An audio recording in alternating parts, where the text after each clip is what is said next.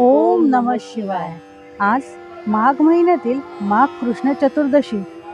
आजच्या दिवसाला हिंदू समाजात महाशिवरात्र असे म्हणतात। तशी शिवरात्री प्रत्येक महिन्यातल्या कृष्ण पक्षातील त्रयोदशीला असते, पण माघ महिन्यातील महाशिवरात्रीचा महिमा खूप मोठा असतो।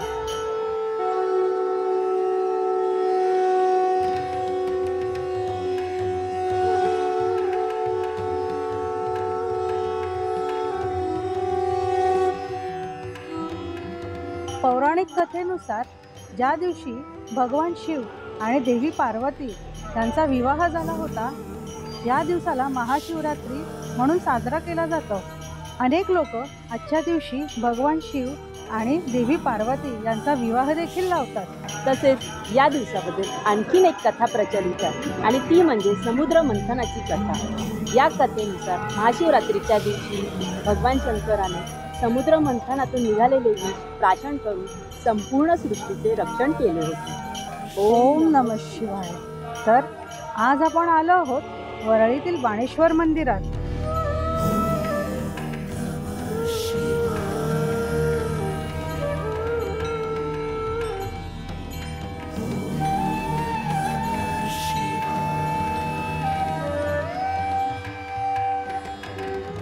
आज इथे विशेष शिवलिंगाची पूजा संपन्न होणार आहे।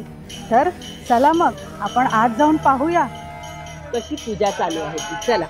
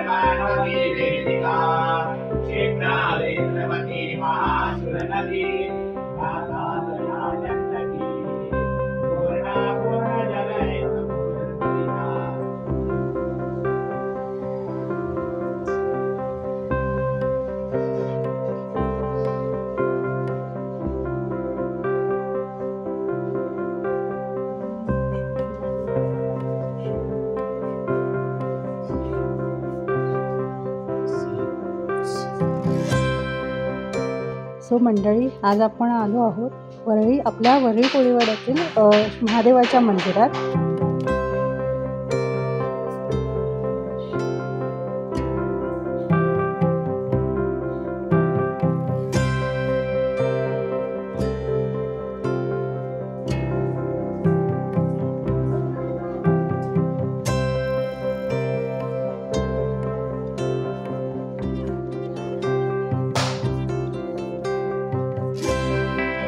आपलं हे मंदिर 120 वर्ष जुनं हे मंदिर आहे। खूप पुरातन मंदिर आहे आणि या मंदिराची म्हणजे एखादं ज्योतिर्लिंगाच्या प्रमाणे आपण ह्याची एक ख्याती सांगू शकतो। आपला महाशिवरात्रीचा जो पूजन आहे खूप मोठ्या स्तरावर आपण साजरं करतो।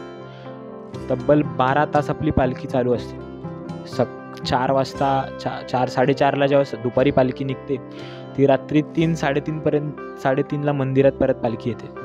एवढ्या भव्य दिव्य सोहळ्यात पापविमोचनेश्वर मंदिरापासनं ती वरती किल्ल्याच्या इकडे जे साई मंदिर आहे तिकडे जाते, तिकडनं परत खालती शेडदेवाच्या मंदिराच्या इकडनं परत मंदिरात येते।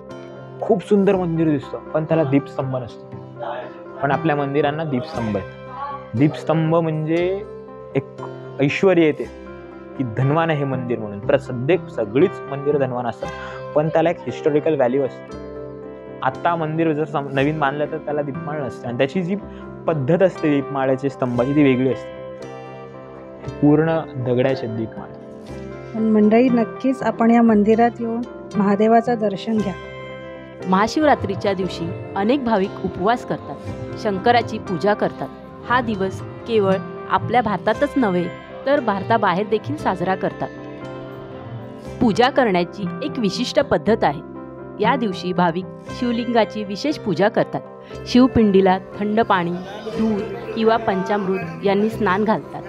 त्यानंतर धोत्रा आणि बेलाची पाने तसेच पांढरी फुले वाहून पूजा करतात. शिवाच्या पूजेत हळदी कुंकू वापरत नाही, मात्र भस्म वापरतात. शिवपूजेत पांढऱ्या अक्षता वापरतात. शिवाक्षाला तांदूळ, क्वचित गहू व पांढरी फुले वाहतात. शिवपिंडीला पूर्ण प्रदक्षिणा न घालता अर्धचंद्राकृती प्रदक्षिणा घालतात. महाशिवरात्रीच्या निमित्ताने भाविक उपवास करतात. काही भक्त दूध आणि फळे असा आहार घेतात. प्रसादासाठी विविध प्रकारचे पदार्थ तयार करून ते शंकराला अर्पण केले जातात. खीर, पंचामृत, दूध आणि दुधापासून केलेले पदार्थ नैवेद्यासाठी तयार केले जातात.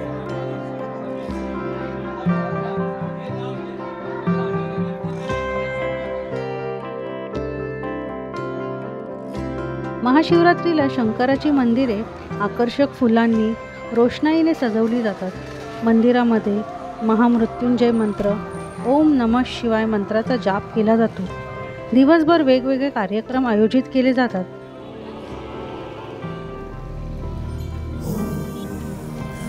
भाविक महाशिवरात्रीचा उत्सव उत्साहात साजरा करतात.